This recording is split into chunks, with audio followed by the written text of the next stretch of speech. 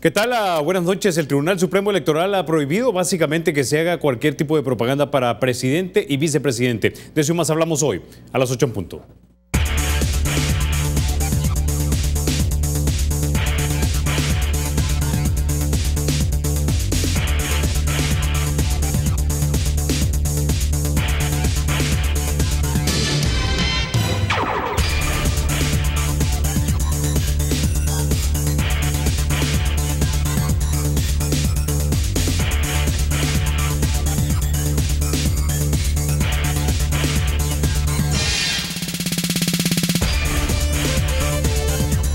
Bueno, este segmento es cortesía de Banco Agrícola. Sin mayor preámbulo, vamos a introducir a nuestra primera invitada. Ella se encuentra vía Skype. Es Erika Saldaña, abogada constitucionalista, también asesora de la Sala de lo Constitucional y columnista del periódico El Diario de Hoy. Buenas noches, Erika. Bienvenida a 8 en punto.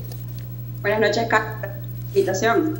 Bueno, Erika, comencemos entonces. Quiero tratar dos temas básicamente contigo y el primero de ellos es acerca de los expedientes que fueron enviados de los candidatos a la Corte Suprema de Justicia y que de alguna manera algo habría ocurrido en el momento en el que hicieron, digamos, el proceso en la FEDAES. Quiero que escuchemos primero lo que dijo la presidenta del Consejo Nacional de la Judicatura, la señora María José de Parada, así como el doctor Humberto Sáenz del Centro de Estudios Jurídicos. Escuchemos. Y la problemática se suscitó principalmente del paso del Comité Central Electoral a FEDAES como junta directiva. Todos nos vamos tranquilos de que si ha existido algún inconveniente, si ha existido algún error, ha sido eso y no ha existido ninguna intención manifiesta de perjudicar ni a un candidato ni a una asociación.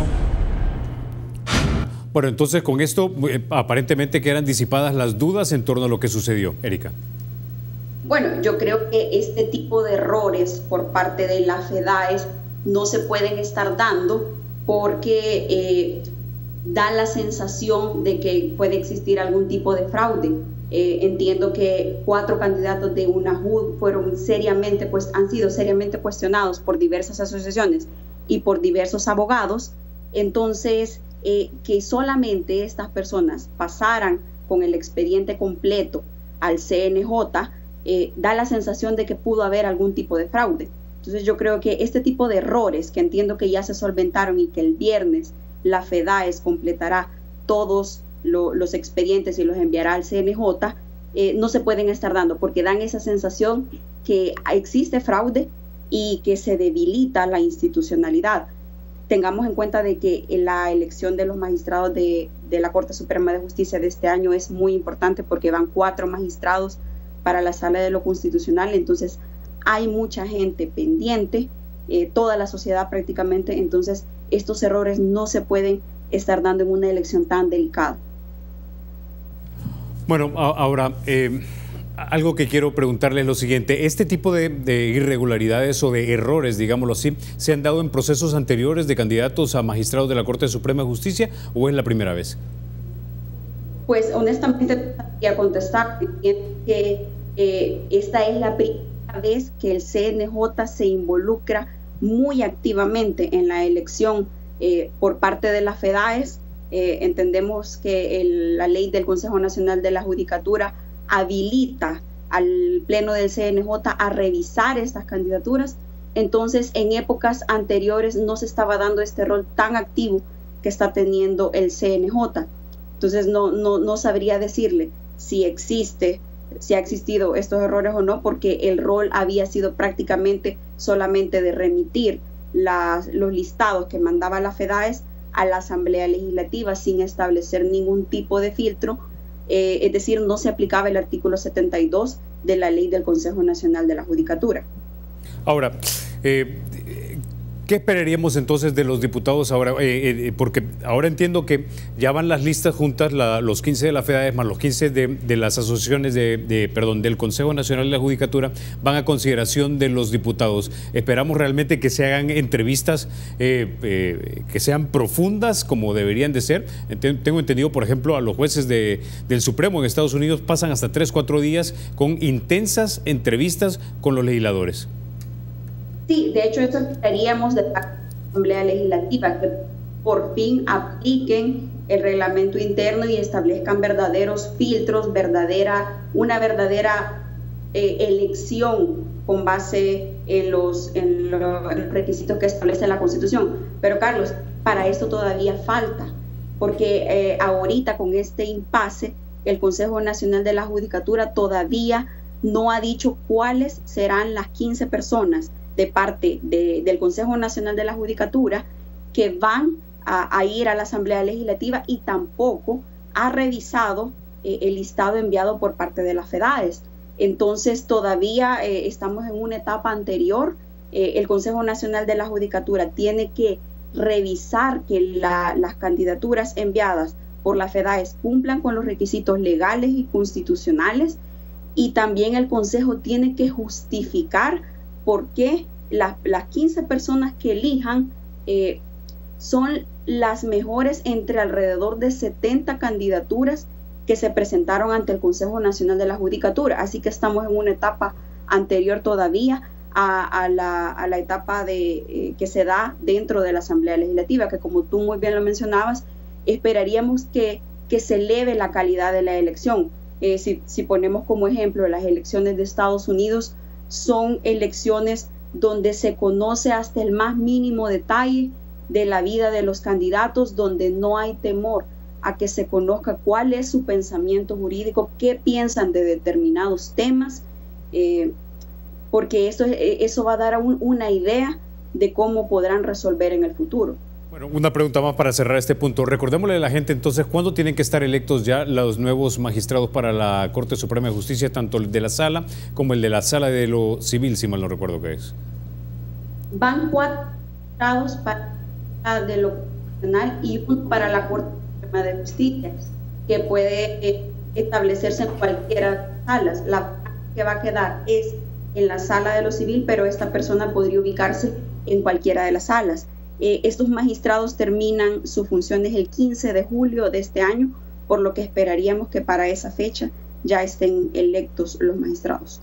Ok, tengo una pregunta más, pero tiene que ver ya con la polémica que se ha desatado luego de la resolución del Tribunal Supremo Electoral, básicamente prohibiendo que se haga propaganda para presidente y vicepresidente, pero estos no son candidatos aún, son precandidatos. Sabemos que el periodo propiamente para hacer campaña sería en octubre de este año. Sin embargo, también se dictaminó que tenía que existir elecciones primarias, pero ¿cómo pueden haber elecciones primarias si los candidatos no se dan a conocer? Bueno, yo creo que aquí hay que tener en consideración que las elecciones de 2018 y 2019 son el primer ejercicio de democracia interna que hay en el país, democracia interna dentro de los partidos. Entonces estamos sujetos todavía a un ejercicio de prueba y error. Lo que pasa es que en la ley de partidos políticos se establece la convocatoria interna, los requisitos, etcétera, pero no se establece esta etapa de proselitismo, que al ser una elección como más pequeña debería de existir. Entonces yo creo que aquí hay un problema de falta de regulación. La ley de partidos políticos no establece límites de, por ejemplo, cuándo pueden realizarse la campaña interna, cómo debería de estar elaborada, a quién debería de dirigirse. Y entonces simplemente ahorita los candidatos están ejerciendo su derecho de manera bastante libre. O sea, no podemos obviar que para algunas personas esto se ha extralimitado, porque estamos viendo campaña como que si fuera en realidad ya una presidencial. Se trata de una interna que el mensaje debería de ir dirigido a los miembros de esos partidos, y sin embargo se está realizando de manera sin ningún tipo de control o límite. Entonces yo creo que aquí hay una falta de regulación, y el Tribunal Supremo Electoral tiene que considerar que dentro de un proceso interno tiene que existir una etapa de proselitismo. Y en este punto, no hay una regulación. Ahora, y en este punto, Erika, viene mi duda, porque, y aquí voy a funcionar como una especie de abogado del diablo. Yo entiendo que el Tribunal Supremo Electoral es eso, supremo a la hora de interpretar la ley electoral. Entonces ellos han interpretado que básicamente el proselitismo que se está haciendo por los medios que se están utilizando, las vallas digitales, los medios de comunicación, radio, televisión y prensa, esto entonces es de alcance masivo nacional y por lo tanto interpreta que de repente están haciendo un proselitismo a nivel nacional. Ahora, alguien podría argumentar, bueno, pero ¿cómo llegas a aquellos lugares que de repente son un poco remotos en este país? Es decir, somos un país chiquito, cierto, pero somos remotos por nuestra topografía. Entonces alguien podría argumentar, bueno, ¿cómo voy a poder llegar a los 122.000 personas que son, por ejemplo, el padrón del Partido Arena, si de repente no utilizo estos medios para tratar de llegar lo más posible a esta gente? Si otra gente está escuchando mi propaganda o viendo mi propaganda, bueno, si no está regulado, está permitido. Sí, yo creo que, como tú bien lo dijiste, el tribunal es supremo, entonces pudo haber establecido reglas, creo que todavía puede hacerlo porque no solamente se está realizando el proceso interno de Arena, faltan el proceso de los demás partidos. También creo que la resolución que ahorita ha hecho pública el Tribunal Supremo Electoral nos ha quedado debiendo, o sea, falta mucha explicación de por qué considera de que se están violentando los plazos, porque considera que esto entra dentro de la prohibición del artículo 175. Creo que esto pueden desarrollarlo mucho más en el avance del proceso sancionatorio, pero sí creo que al tribunal le falta explicar un poquito más y también, ya que se trata de un tribunal supremo, creo que le falta establecer ciertos límites de cómo los partidos van a realizar este proselitismo en una campaña interna. Ok, con ese ya nos vamos a quedar. Erika Saldaña, gracias por haber estado esta noche aquí en 8 en Punto. Gracias. Bueno, Erika Saldaña, columnista del Diario de Hoy, también analista legal en la Sala de lo Constitucional. Vamos a la pausa y ya volvemos.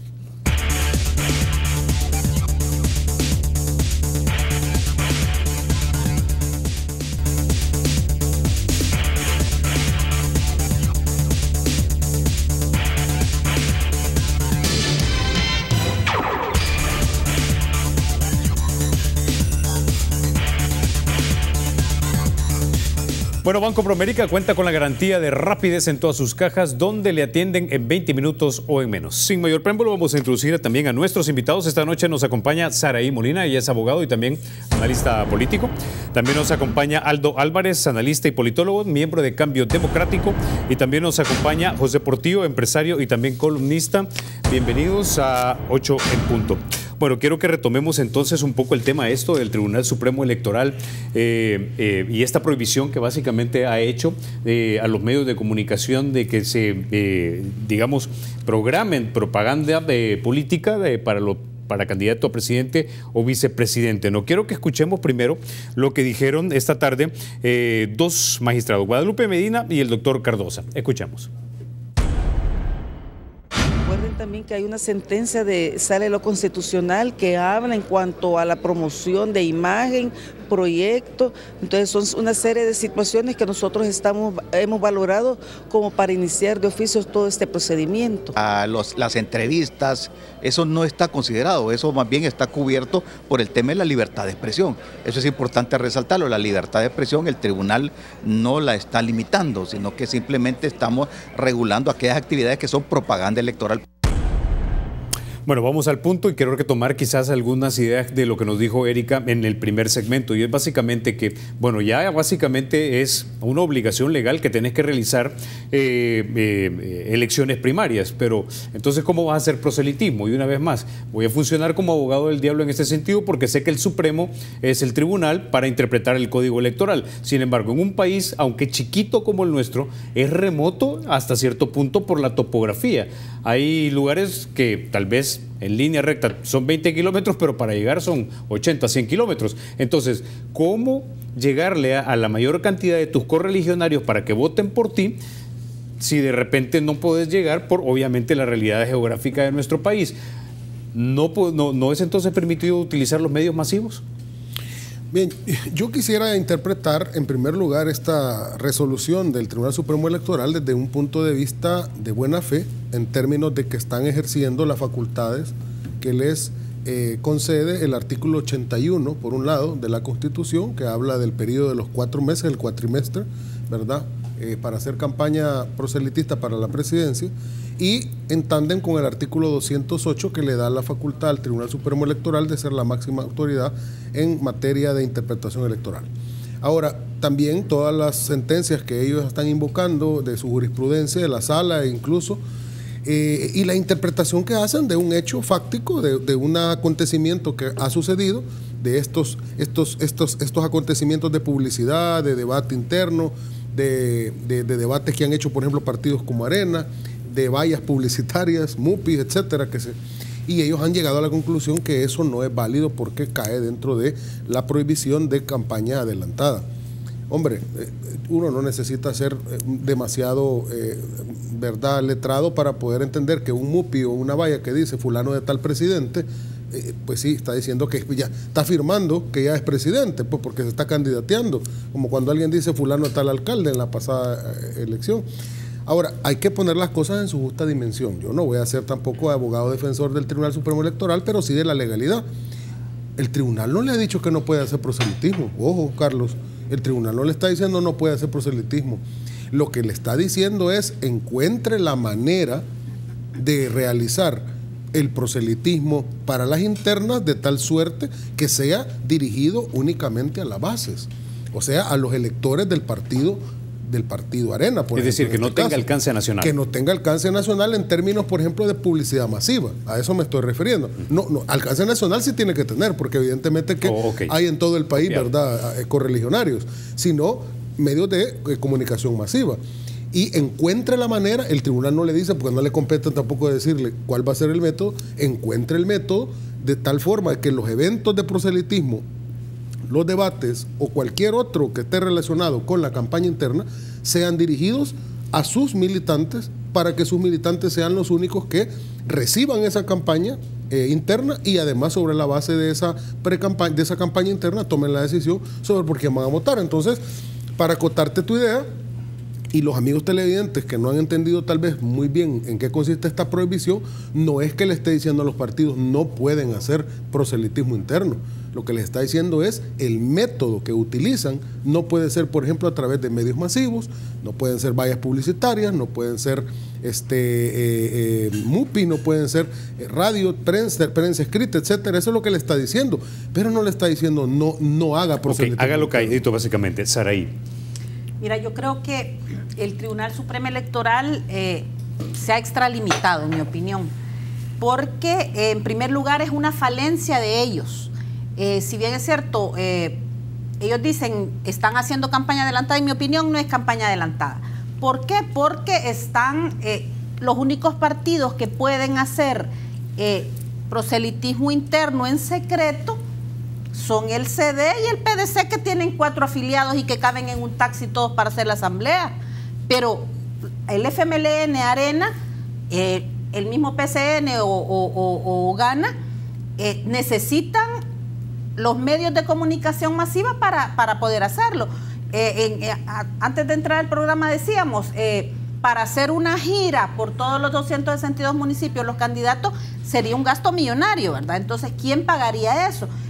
Yo lo que pienso es que lo que le faltó al Tribunal Supremo Electoral fue, en su momento, al salir la sentencia, el hacer un instructivo, promover una reforma para que se regularan las internas, porque si bien es cierto que el artículo 81 de la Constitución de la República establece los 4 meses, pero en ese momento no habían primarias, no habían internas en los partidos políticos. Entonces el tribunal ahora simplemente dice no se puede y ya, ¿verdad? Entonces esto también hay que ver que dejen desventaja a los que no han hecho sus internas, ¿verdad? Porque los otros 2 candidatos o 3 candidatos ya tuvieron la oportunidad de promocionarse, pero estos no. Entonces yo lo que creo es tal vez que la campaña diga soy precandidato a la presidencia o soy precandidato del partido Arena o del partido que sea, pero sí yo creo que es también que hay que ver el tema de la libertad de expresión, ¿verdad? Hay que ver cómo se va a llegar a todos los militantes de ese partido que son los llamados a votar. En el caso de Arena son 122,000, a 122,000 no le llegas con un WhatsApp, porque puede ser que no todos tengan WhatsApp. Entonces hay que utilizar los medios de comunicación masiva, y sí, yo creo que no es campaña adelantada. Ok, antes de pasar con José, quiero que pongamos en pantalla, o mejor dicho, en la pleca, en el cintillo, nuestro número de WhatsApp, que lo vamos a estar inaugurando hoy. Ahí está, mire, 7037-3166. Vamos a poner algunos de sus comentarios y de preguntas para nuestros invitados de ahora en adelante. Eso sí, sean decentes a la hora de comentar, porque si no, nos lo vamos a poner al aire. José. Bueno, primero que todo, gracias por la invitación, Carlos, primera vez contigo y con ustedes también, gusto conocerlos, a los amigos aquí panelistas. Miren, yo creo que ante todo la ley debe ser práctica y realista, ¿verdad? La resolución que ha dado el Tribunal Supremo Electoral se aparta de la realidad. Fíjate que Arena, que es el partido que ahorita va a ser afectado por la prohibición, que es para todos, pues, pero es el que está ahorita en su proceso de hacer internas, tiene 122,000 afiliados, ¿verdad? Algunos de esos incluso están en Estados Unidos y en Europa. Entonces la pregunta es, lo que se llama un road show en Estados Unidos, ¿quién va a pagar la fiesta? Pues, porque en este debate que estamos viendo, que vimos ciertamente el jueves pasado, por lo menos yo lo vi, no sé si todo el mundo lo vio, esa fiesta sí la paga el partido, ¿verdad? Pero la pregunta es, visitas a 262 municipios y al exterior, ¿los va a pagar el partido también, o vamos a poner en desventaja al candidato que tiene menos recursos económicos? Que ciertamente no es lo que queremos, ¿verdad?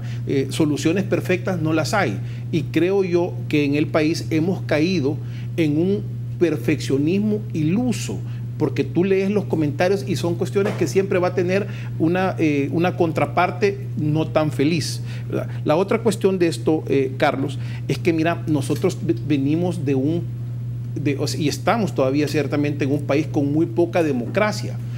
A mí me había gustado mucho cómo estas primarias adentro de Arena habían generado expectativa y debate, incluso en otros partidos políticos que nunca habían hablado de tener primarias. El FMLN, después del 4 de marzo y ante todo este evento, ya estaba hablando de primarias, de candidatos. Entonces, ¿cómo matás un momento en el que estás consiguiendo agarrar tracción para que como sociedad entendamos que no se puede imponer, sino que se tiene que debatir, se tiene que escuchar? Imagínate padrones así de grandes, como Saraí decía, el FMLN también es un partido bastante grande. Yo les quiero recordar algo. Fíjense que cuando se estaba inaugurando la Monseñor Romero, el exministro Gerson Martínez hizo un concurso digital de cómo debería llamarse el bulevar, y ganó Boulevard Bicentenario, si no mal me recuerdo, ese es el nombre que ganó. El presidente de esas fechas, ¿qué hizo? Le guste o no le guste, se va a llamar Monseñor Romero. Esa es la cultura que tenemos que matar, la cultura de que porque yo digo aquí. Entonces, cuando traes democracia a los procesos, ¿verdad?, con sus defectos, porque se ha criticado que si es debate, que si no es debate, que si hay exposiciones, sí, correcto, hay toda una serie de discusiones y puntos a mejorar, totalmente de acuerdo, pero por lo menos nos están dando la oportunidad a todos de decir, mira, fulanito tal vez me parece, menganito no tanto. Que a mí varias personas me habían dicho, mira, fíjate que yo la primera vez que oí hablar a Gustavo López fue en ese debate, porque como no ha dicho mucho, ¿verdad? Entonces, y es el que menos recursos tiene. Entonces, que saldría ciertamente más afectado. Entonces, ahorita estamos en una competencia, ojo, viendo la competencia de Arena entre tres empresarios, y tres empresarios de mediano grande hacia arriba, ¿verdad? Que por lo menos se pueden costear un viaje y cuestiones así. ¿Qué pasa el día de mañana que este debate de candidatos presidenciales sea, digamos, entre un profesional que depende de sus ingresos de todos los meses y un empresario grande como el que estamos viendo, y los pongan a competir? No, miren, cada uno tiene que hacer su gira para ver quién gana. es imposible para una persona que tiene un salario, digamos, promedio en El Salvador, fuera totalmente imposible pagar esa gira. Ahora, entonces, si estamos viendo esto ya, porque aquí en este país todo se mira a través del cristal de los adversarios y de las intenciones, digamos, siniestras. ¿Ustedes creen que detrás de esta resolución que emitió el Tribunal Supremo Electoral de repente hay una intención deliberada de robarle la luz al proceso interno de Arena de tal manera que no adquiera ventaja por los demás partidos políticos? Quisiera comentar contigo, José, y después vamos a usar ahí, Aldo. Mira, yo realmente soy una persona bien pensada, ¿verdad? No soy una persona mal pensada, ¿verdad? Por lo general. Entonces, en esta cuestión, yo quiero pensar que simple y sencillamente no pensaron, ¿verdad?, lo suficiente.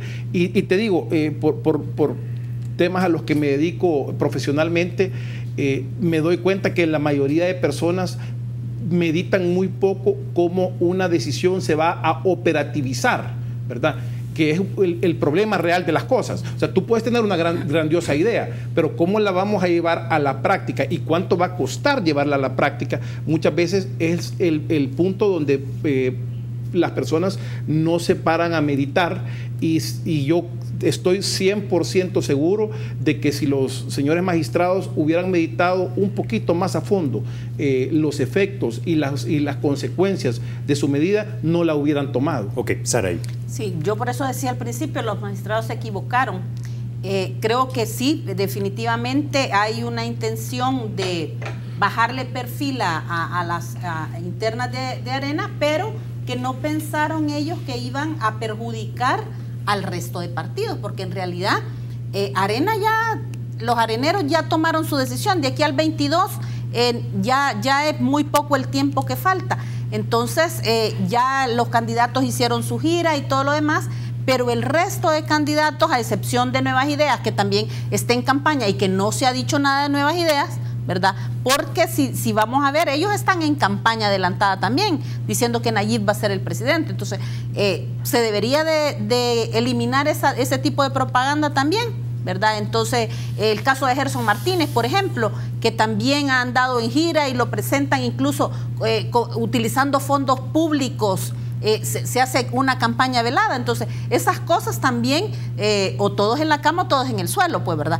Debería de verla el Tribunal Supremo Electoral, porque entonces no se me hace justo que a unos les digan ya no hagan publicidad pagada porque es la que está prohibida, pero por otro lado se utilizan recursos públicos y también la publicidad pagada de Nuevas Ideas. Entonces que es un partido de información y todo lo demás, pero sí el pretexto del partido de información está sirviendo para potenciar la candidatura de Nayib Bukele. Entonces yo creo que debe reflexionar, ojalá que el resto de partidos, porque solo he escuchado la posición de Arena, que dicen que la van a acatar, pero que al mismo tiempo van a hacer los recursos que sean necesarios. Espero que los otros partidos también lo hagan. ¿Por qué? Porque ellos son los mayormente afectados. Yo creo que la población necesita conocer a los precandidatos en el caso de sus afiliados de cada partido, pero también la gente irse haciendo una idea de quién puede ser el presidente. Y para mí, mientras no pida el voto, no es campaña adelantada. Ok, Aldo, tienes la última palabra en ese tema. No, miren, yo pienso de que hay que encuadrar más la discusión en términos de lo que realmente ha dictado el Tribunal Supremo Electoral. Yo aquí tengo la resolución que emitió, hace las valoraciones de lo que ellos consideran que es campaña adelantada. Esto aplica para todos los partidos políticos, independientemente del signo ideológico y de quién ha comenzado antes la campaña. También me parecería complicado comprar la tesis de que hay aquí mala fe expresa o en dedicatoria al partido Arena por parte de los magistrados, porque ahí hay magistrados adentro del Tribunal Supremo Electoral que tienen diferentes tipos de corriente de pensamiento ideológico. Me consta eso a mí. O sea, no lo estoy diciendo en términos nada más especulativos, ¿verdad? Todos creo que más o menos sabemos quién responde más o menos a qué corriente ideológica. Y lo que ha habido es bastante unanimidad por parte de ellos en decretar eso. Además, le envía el secretario general del Tribunal Supremo Electoral una carta a los medios de comunicación, a donde les está requiriendo a los medios de comunicación precisamente se les ordena a estas empresas que suspendan inmediatamente la transmisión de cualquier programa o spot de televisión, cuña o publicación de prensa escrito digital en la que aparezca algún ciudadano que pretenda aspirar al cargo de presidente y vicepresidente de la República, y también ordena a las personas que, o empresas publicitarias, MUPI, vallas publicitarias, etcétera, que se consigna donde aparezcan ciudadanos que pretendan aspirar a cargo de presidente y vicepresidente de la República. Entonces analicemos la cosa como es.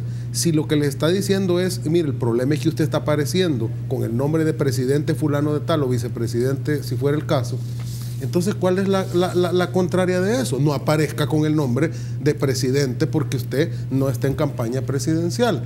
Usted puede ponerse ahí aspirante, usted puede poner aspirante a interna, y toda vez que no sea un medio que no vaya dirigido a su militancia interna, y que si algún tipo de aparecimiento hay de un fulano de tal, aparezca como lo que es un precandidato a la presidencia.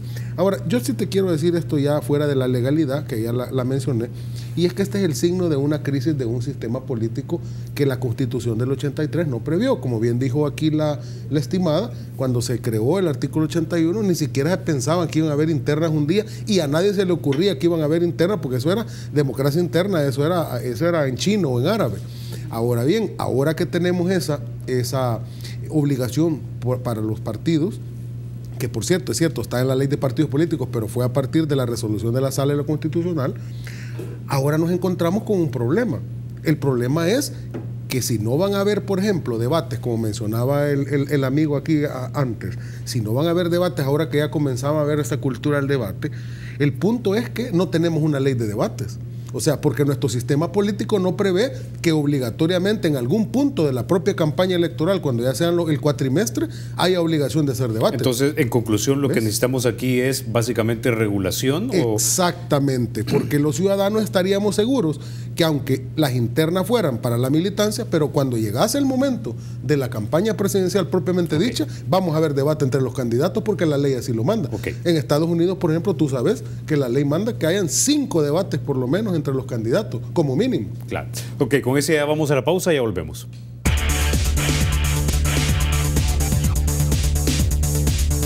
Gracias por continuar con 8 en punto. Vamos a dar la bienvenida a nuestra invitada vía Skype. Ella es Sara García Gross, ella es activista de los derechos humanos y también feminista. Buenas noches, Sara, gracias por estar aquí en 8 en punto. Bueno, como tú sabrás, el partido FMLN, a través de algunos de sus diputados, estaban impulsando de que se apruebe, casi a finalizar esta sesión legislativa, las 4 causales del aborto. ¿Por qué esto debería hacerse en este país? Eso que tenga importancia manifestar que esta es una temática que ha sido abordada por diferentes partidos políticos. Este es un tema que le corresponde a todos los partidos, de hecho. Esta temática, la penalización absoluta del aborto, ha generado grandes consecuencias en la salud y vida de las mujeres. Eso no siempre fue así. De hecho, a partir de 1997 es que cambia la legislación y nos convertimos en uno de los países con leyes más restrictivas en el mundo. Según la Organización Mundial de la Salud, se habla que el 97% de países tienen legislación para salvar la vida de las mujeres. El Salvador es un antimodelo y es uno de los pocos países en el mundo que no ha decidido que la vida de las niñas y las mujeres importa.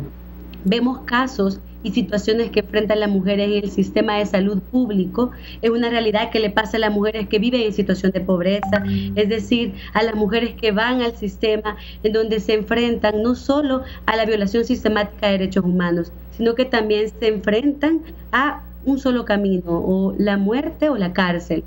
Hemos visto casos como los que menciona Laura Aguirre, una investigadora, socióloga, y Malú Noches, que ha retomado una investigación que se llama El privilegio de abortar, en donde habla específicamente del caso de Claudia, una mujer que tenía una cardiopatía y se enfrentó a toda la burocracia y a todas las violaciones del sistema de salud, en donde, a pesar de que su vida estaba en riesgo, el sistema de salud no le dio el tratamiento que necesitaba, es decir, la interrupción del embarazo.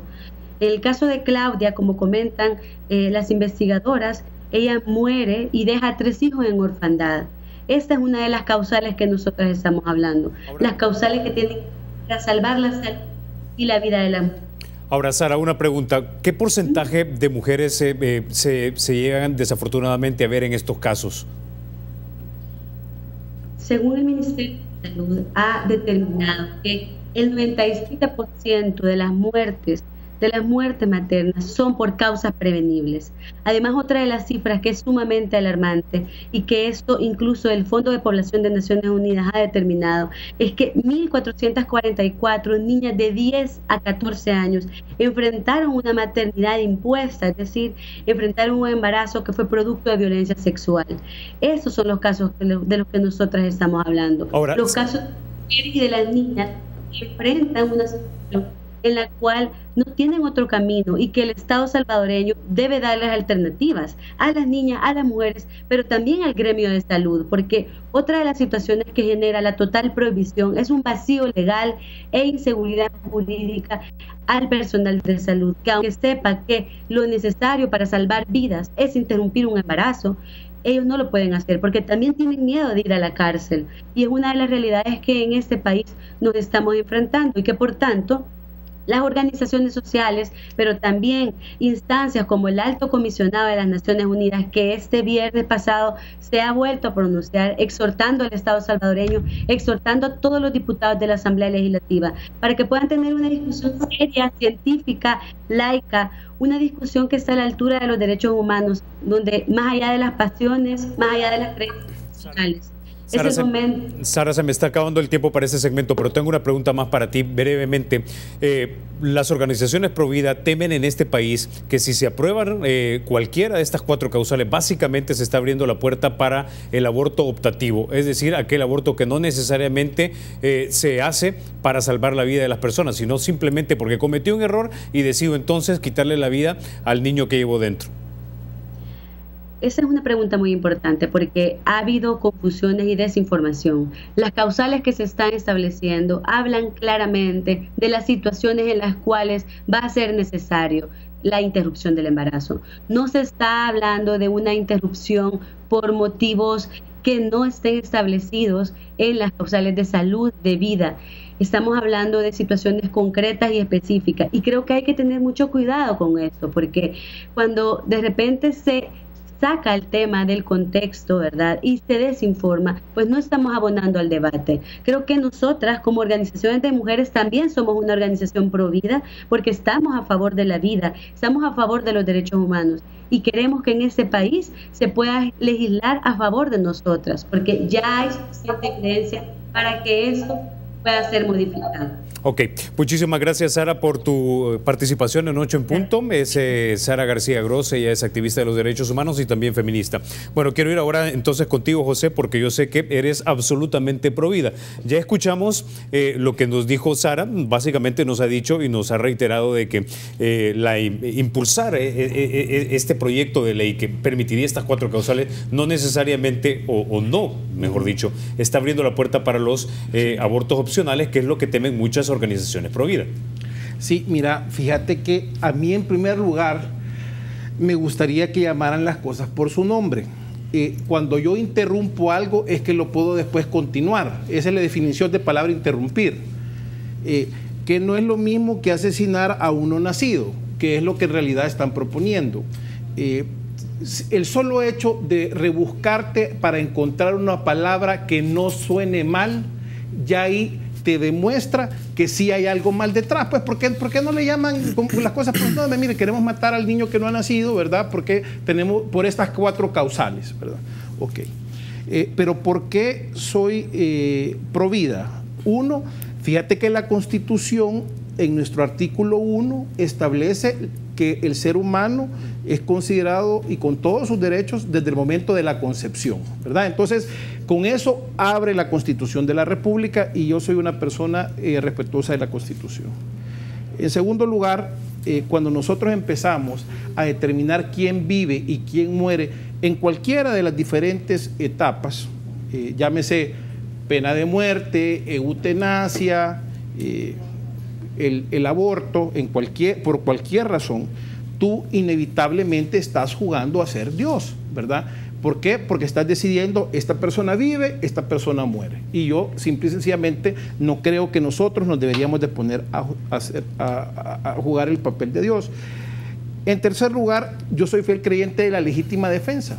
En la legítima defensa, tú, si sos atacado, podés repeler el ataque e incluso matar al atacante por defender tu vida. Pero en este caso, nadie está atacando a nadie, ¿verdad? Hay gente que dice, pero es que mira, ese niño es producto de una violación. Entonces, bueno, sí, pero es que el violador no fue el niño, el violador fue el otro, ¿verdad? Y ese niño perfectamente puede nacer y darse en adopción. Y fíjate que te voy a contar algo que medité mucho, si contártelo o no. Yo conozco 3 personas que han abortado. 2 en El Salvador, 1 en Estados Unidos. Fíjate que una de las personas que abortó debe haber abortado hace unos 17 años. La vez que me contó eso, yo no te puedo explicar el dolor que sentía esta persona de haber abortado, producto de una violación muy violenta. Y ¿sabes qué me dijo ese día? Mire, me dijo, desde ese momento hasta ahora, cada vez que veo un niño pequeño de más o menos la edad, me imagino cómo fuera ese niño que yo aborté, ¿verdad? Entonces, estas personas irresponsablemente venden como que si abortar producto de una violación va a ser una curita mágica y la mujer se va a olvidar de que fue violada y se va a olvidar de que todo pasó. No, va a quedar con una herida todavía más grande, porque después se va a sentir culpable de haber tomado esa decisión, porque desafortunadamente pues el trauma de una mujer violada pues es inimaginable. Pero el trauma de ser violada y después haber abortado, estando en ese carrusel de emociones, es doblemente peor. Saray. Mira, yo también soy provida. Mis embarazos fueron altamente complicados, especialmente mi último embarazo. Tuve 7 amenazas de aborto y jamás se me pasó por la mente interrumpir el embarazo, porque yo sí considero que eso es un homicidio agravado, ¿verdad? Porque lo haces con conciencia. Si bien es cierto que antes de 1998, como acaba de decir Sara, existían las otras causales y fueron eliminadas de la legislación a partir del 98, ya no se tienen en el Código Penal. Creo que hay que hacer una discusión seria de este tema y no verlo con pasionismo ni únicamente del lado religioso, porque lo que privó en ese momento, cuando se hizo la reforma, fue el tema religioso, ¿verdad?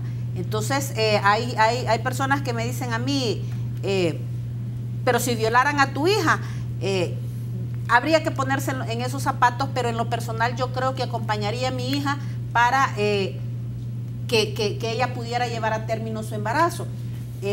Creo que la propuesta de Johnny Wright, por ejemplo, hay que discutirla, la propuesta de las organizaciones feministas hay que discutirla y ver la cuestión técnicamente. Lo que ha sucedido es que el tema del aborto no se ha adoptado con seriedad, sino que se está utilizando políticamente. Si nos ponemos a revisar quién es la abanderada, una de las abanderadas del tema del aborto es Lorena Peña. Lorena Peña, cada vez que el FMLN o el gobierno entra en un conflicto y hay un gran escándalo para cambiar de tema, porque aquí los salvadoreños cambiamos rapidito de cassette, entonces ella introduce el tema del aborto otra vez. Eso no permite que se haga una discusión seria. El fanatismo tampoco es bueno, ¿verdad? Pero en lo personal yo sí creo que debe hacerse esa discusión y que debe analizarse muy bien, porque la chica esta Sara decía, bueno, los derechos humanos de las mujeres, pero también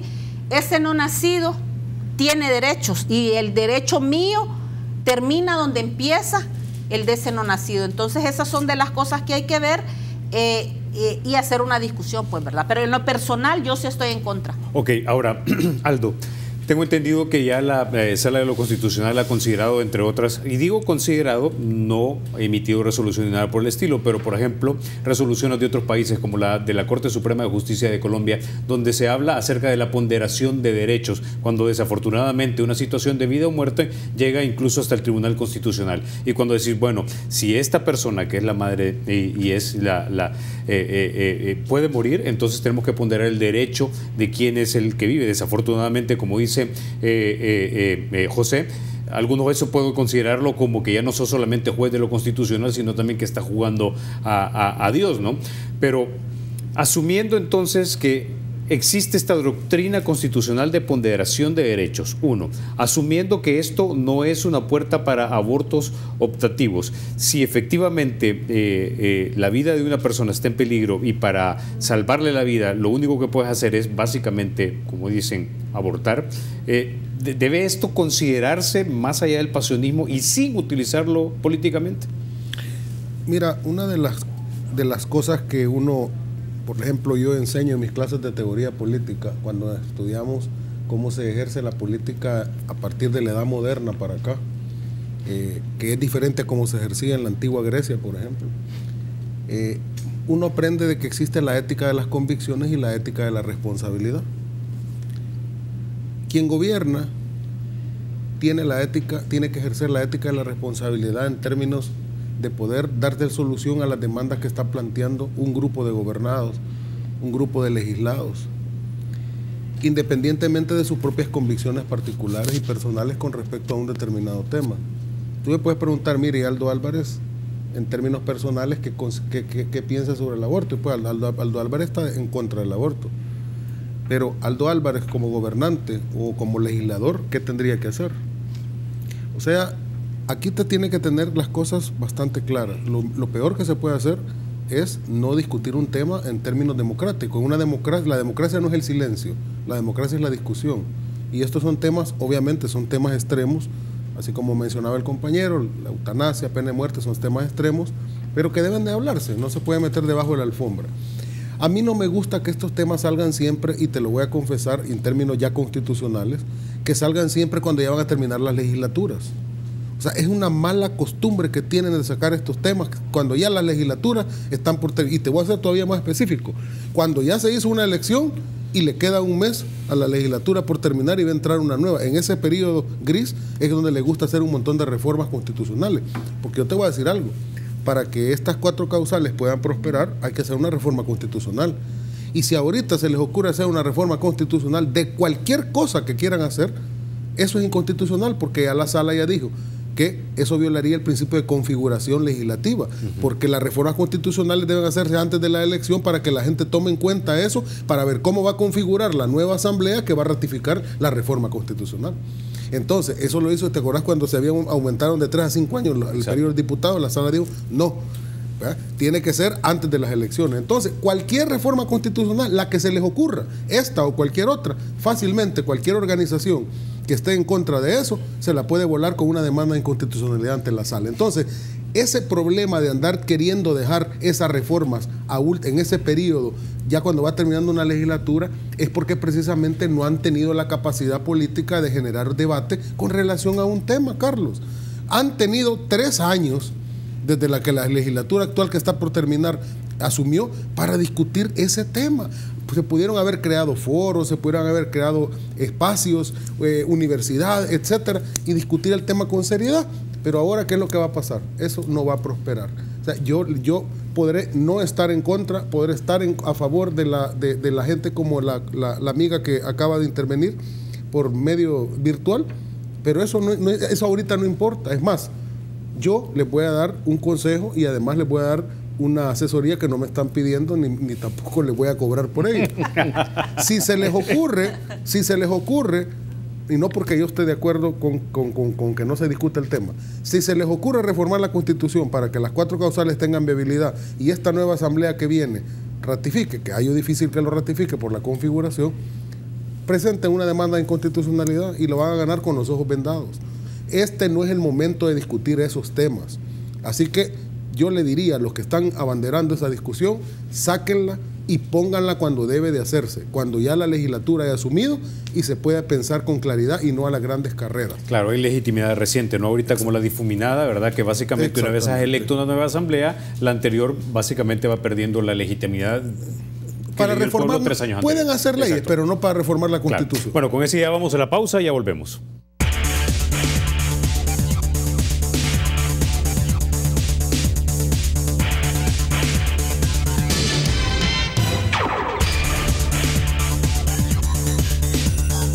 Gracias por continuar con Hecho en Punto. Bueno, rápidamente vamos a leer entonces algunos de los mensajes que ya nos cayeron a nuestro WhatsApp. Lo vamos a poner nuevamente en la pleca para que usted lo recuerde. Lo vamos a estar usando de ahora en adelante. Bueno, este señor se llama Ricardo Hernández. Él nos dice lo siguiente: considero que si es campaña adelantada, se deben respetar las leyes. Luego añade, bien, como sostienen allí que no es campaña adelantada porque el TSE ordena que cesen los anuncios de Arena. Sobre el aborto, dice, mejor legislar sobre control de la natalidad y regular los nacimientos. Bueno, aquí estamos hablando de control de la natalidad. Interesante, porque hace unos años yo recuerdo cuando Profamilia tenía a la familia, el corazoncito, ahí habían 3 chichis, después habían 2 chichis, después solo había un chichi. ¿Se acuerda? Quisiera comenzar contigo para que comentes sobre lo que nos pregunta Ricardo José. Del control de la natalidad. Miren, yo creo que en general lo que tenemos es un problema de educación en el país, ¿verdad? Ciertamente las violaciones vienen de problemas estructurales bien arraigados, ¿verdad? En algunos países más que aquí y los lograron eliminar. Entonces yo creo que tenemos un problema de educación, y cuando hablo de educación, un padre, una persona que va a ser papá, o que está buscando, o que podría por sus acciones llegar a ser papá, tiene que entender las consecuencias de traer un hijo al mundo, ¿verdad? Creo que la educación desde la familia, bien inculcada, bien reforzada y bien orientada, yo nunca voy a ser fan de los controles estatales.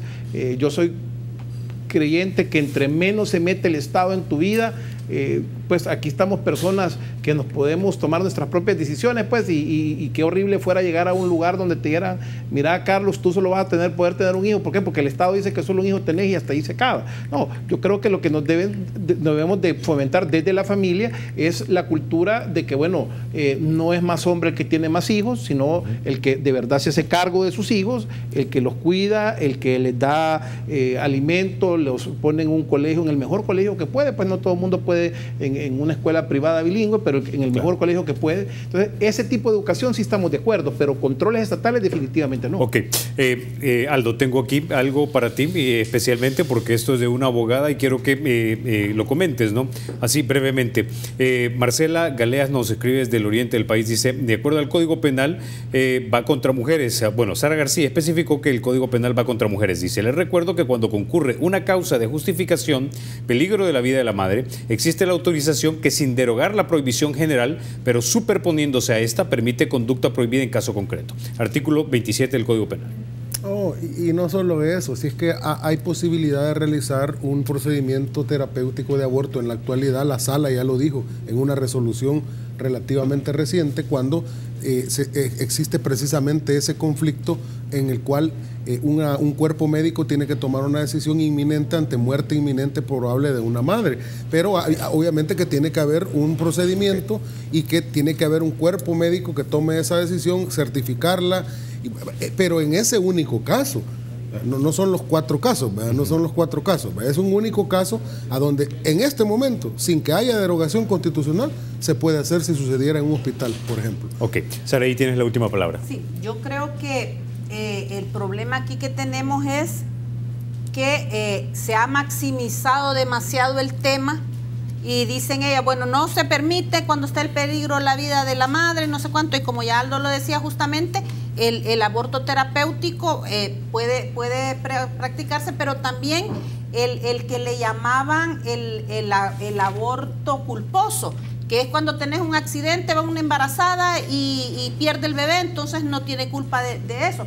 El tema aquí es cómo se va a prevenir que pasen cosas como estas. La educación sexual es importante, ¿verdad? En las escuelas debe haber educación sexual para los jóvenes y para las jóvenes, porque no solo es por un caso de una violación que se dan abortos. Aquí abortan todos los días las hipotas de la escuela, ¿verdad?